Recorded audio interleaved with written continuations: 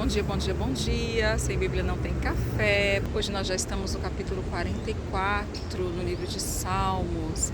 Mas antes nós vamos estudar um pouquinho sobre a lei e a graça. Nós começamos falando um pouquinho sobre esse assunto e nós falamos um pouquinho sobre o princípio do representante. Como está escrito, todos pecaram em Adão e todos foram justificados em Cristo.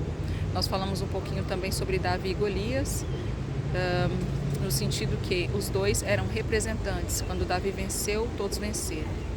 Assim como Jesus venceu e também dá essa vitória a todos aqueles que creem no seu nome.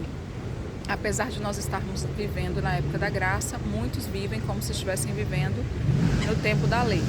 Vamos iniciar com a leitura de Romanos 3,26, que diz assim: tendo em vista a manifestação da sua justiça no tempo presente, para ele mesmo ser justo e justificador daqueles que têm fé em Jesus. E justificador daqueles que têm fé em Jesus. Base da redenção é a justiça. Base para que nós possamos receber a nossa salvação é a justiça. E nenhum de nós podemos ser declarados justos pelas nossas próprias obras, segundo o padrão de justiça de Deus estabelecido pela lei. Quando Deus deu a lei aos homens, ele estava dizendo: este é o meu padrão de justiça. Nenhum homem poderia cumprir aquela lei. Nenhum homem poderia se justificar a si mesmo diante daquelas leis. Então Jesus veio e pagou o preço, cumpriu a lei. Vamos ler um pouquinho juntos. Deus é bom e misericordioso, mas Ele não perdoa você por causa da sua bondade, e sim por causa da sua fidelidade e justiça. Ele poderia relacionar-se com você com base na misericórdia. Contudo, Deus não é moralmente obrigado a ter misericórdia de ninguém para sempre. Um dia a misericórdia vai cessar e o juízo de Deus virá sobre todo o mundo.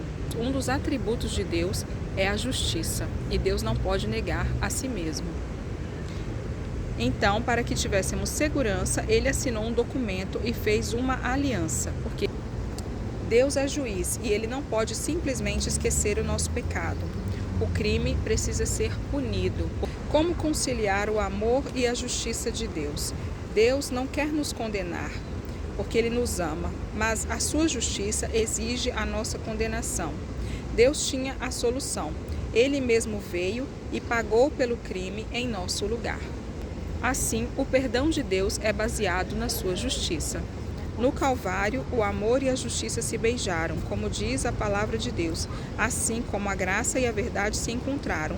A cruz é o centro do universo, é a justiça de Deus pagando pelo amor de Deus. E nós não estamos mais sob a lei, não porque não podemos quebrá-la, mas porque ela foi cumprida por Cristo. Se o seu pecado já foi punido na cruz, Deus é justo em declarar você perdoado e justo. Quando Moisés estava ainda sob a terra, ele disse que Deus iria enviar um outro profeta semelhante a ele, e a este profeta nós teríamos que ouvir. Moisés foi legislador e Jesus Cristo também foi legislador. Quando Jesus Cristo veio, cessou-se o tempo da lei, iniciou-se o tempo da graça. E no tempo da graça, o justo viverá pela fé. Como está escrito em Hebreus 8, 7 e 12, cláusulas da nova aliança. Porque se a primeira aliança tivesse sido sem defeito, de maneira nenhuma estaria sendo buscado lugar para uma segunda. E de fato, repreendendo-os, diz: eis aí vem dias, diz o Senhor, em que firmarei uma nova aliança com a casa de Israel e com a casa de Judá, não segundo a aliança que fiz com seus pais no dia em que os tomei pela mão para os conduzir até fora da terra do Egito, pois eles não continuaram na minha aliança, e eu não atentei para eles, diz o Senhor. Porque esta é a aliança que firmarei com a casa de Israel depois daqueles dias, diz o Senhor. Na sua mente imprimirei as minhas leis, também sobre o seu coração as inscreverei. Eu serei o seu Deus, e eles serão o meu povo. E não ensinará jamais cada um a seu próximo, nem cada um a seu irmão, dizendo: conhece ao Senhor, porque todos me conhecerão, desde o menor deles até o maior. Pois para com as suas iniquidades usarei de misericórdia, e dos seus pecados jamais me lembrarei. O próprio Deus diz na sua palavra que a velha aliança tinha defeito porque o seu povo é imperfeito. Deus faz uma nova aliança passando por Jesus. E esta é a diferença entre a lei e a graça. A lei impõe e diz que você precisa fazer, e a graça diz: está feito, está consumado. Vamos pegar um exemplo de uma pessoa que está se afogando. Imagine uma pessoa se afogando. Você a vê e então lhe atira um livro dizendo: pegue aí, meu último livro, Como Aprender a Nadar em 5 lições. O que essa pessoa precisa é de um salvador que a tire da água e a leve para um lugar seguro. Mas tudo que oferecemos são regras para que ela mesma possa se salvar. Muitos buscam métodos, mas Deus nos dá a Cristo. Quando Ele faz, o milagre acontece num instante e não leva toda a vida. Se alguém quer produzir um vinho excelente, isso vai levar 15 a 25 anos, mas o Senhor faz melhor. Mas o Senhor Jesus faz o melhor vinho num instante. Por isso, você não precisa esperar por tanto tempo. Peça o Salvador para te salvar. Ou seja, temos fé em Jesus Cristo, Ele nos salva, recebemos o Espírito Santo em nós e o Espírito Santo começa a transformação que vem de dentro para fora, a mudança de mente, de mentalidade. Ele vai imprimir as suas leis no nosso coração e vai colocar o desejo de amarmos o Senhor e vamos servi-lo por amor. Vamos usar uma outra ilustração. Vamos pegar a ilustração do casamento. Vou ler essa parte que achei muito interessante. Vamos usar o casamento como ilustração. Imagine que o meu casamento é uma união segundo o princípio da lei. Eu chego para minha esposa e digo os mandamentos da minha lei. Primeiro mandamento: amarás o teu marido de todo o coração, de toda a tua alma, com todo o seu entendimento. Segundo mandamento: farás a comida todos os dias. Terceiro: beijarás o teu marido. Então chego em casa, vi o jantar pronto, fiquei contente e perguntei: por que você fez o jantar? Ela disse: é o segundo mandamento. Eu até nem queria fazer a comida, mas tenho que cumprir o mandamento. Se eu chego e lhe peço um beijo, e ela me beija e diz: é o terceiro mandamento.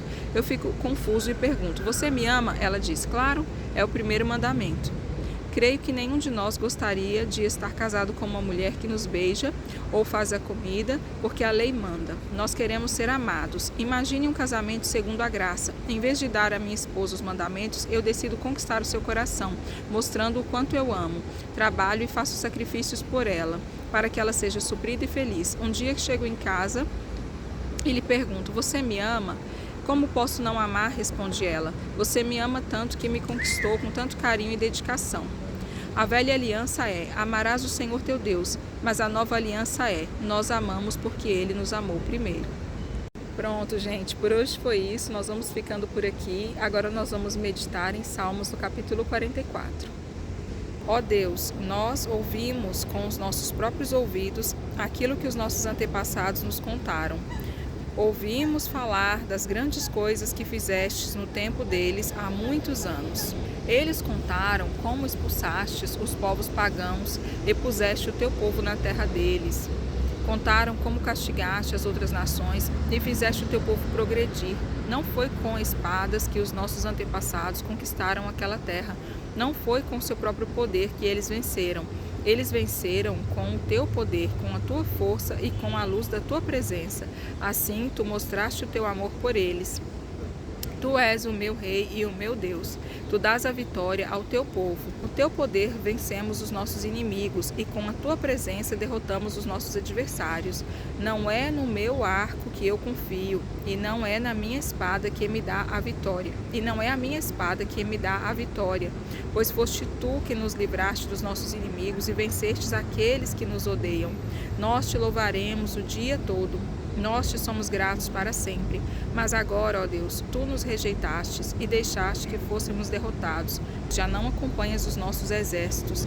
Tu nos fizestes fugir dos nossos inimigos e eles levaram embora tudo que tínhamos. Tu nos trataste como se fôssemos ovelhas que vão para o matadouro e nos espalhaste entre outras nações. Vendeste barato o teu próprio povo, como se nós tivéssemos pouco valor. Os povos vizinhos, vendo o que nos fizestes, caçoam e zombam de nós. Tu nos fizeste motivo de zombaria para as outras nações, e os outros povos nos desprezam. Estou sempre humilhado e coberto de vergonha, ouvindo as zombarias dos meus inimigos e os insultos dos que querem se vingar de mim. Tudo isso nos aconteceu, embora não tivéssemos esquecido de ti, nem tivéssemos quebrado a aliança que fizeste com o teu povo. Não fomos infiéis a ti. Não fomos infiéis a ti, nem desobedecemos os teus mandamentos. Porém, tu nos jogastes esmagados no lugar onde estão os monstros marinhos, e nos deixastes na mais profunda escuridão. Tivéssemos deixado de te adorar, de adorar o nosso Deus e orado a algum Deus pagão, tu certamente ficarias sabendo disso, pois conheces os pensamentos secretos das pessoas. Mas por causa de ti estamos em perigo de morte o dia inteiro. Somos tratados como ovelhas que vão para o matadouro. Acorda, Senhor, por que estás dormindo? Levanta-te, não nos rejeites para sempre. Por que escondes de nós? Por que esqueces de nossos sofrimentos e das nossas aflições? Nós estamos abatidos, caídos no chão, estamos vencidos, jogados no pó. Levanta-te e vem nos ajudar. Salva-nos por causa do teu amor. Gente, por hoje foi isso. Desejo um bom dia e um bom café.